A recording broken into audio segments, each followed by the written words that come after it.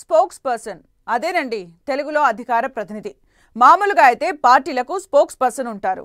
వాళ్ళే మీడియాలో ఇతర ప్లాట్ఫామ్స్లో పార్టీ వాయిస్ను అధినేత స్టాండ్ను వినిపిస్తుంటారు. అయితే ఓ టాలీవుడ్ స్టార్ హీరో స్పెషల్ స్పోక్స్ పర్సన్ను పెట్టుకోబోతున్నాడట. ఆ అధికార ప్రతినిధే ఆ హీరో తరపున అన్నీ తానే వ్యవహరించనున్నాడట. ఇంతకీ ఎవరా హీరో, ఏంటా స్పోక్స్ పర్సన్ స్టోరీ?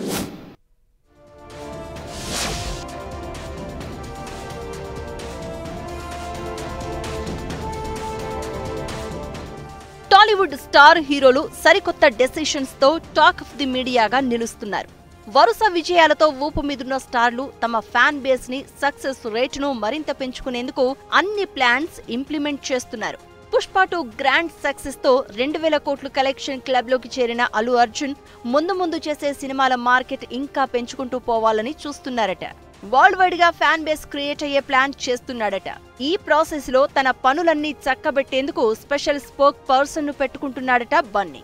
ఇప్పటి వరకు పొలిటీషియన్స్ కు, ఇతర బిజినెస్ మ్యాన్స్ దగ్గర స్పోక్ పర్సన్స్ ను చూసాం. కానీ ఫస్ట్ టైం ఓ హీరోకి స్పోక్స్ పర్సన్ ఉండడం చూడబోతున్నామన్నమాట.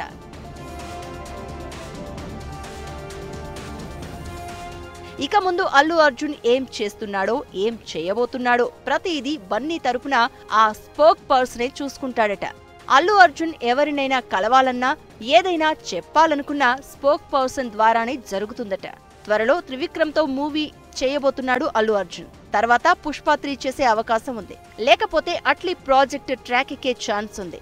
ఇలా తర్వాత వచ్చే అల్లు అర్జున్ సినిమాలు, ఆయన ఈవెంట్స్, పలు విషయాలపై ఆయన వెర్షన్ ఏంటో స్పోక్ పర్సన్ చూసుకోనున్నాడట. మరిది నిజమా లేక జస్ట్ గాసిపా అనేది అల్లు కాంపౌండ్ క్లారిటీ ఇస్తే తప్ప స్పష్టత వచ్చేలా లేదు.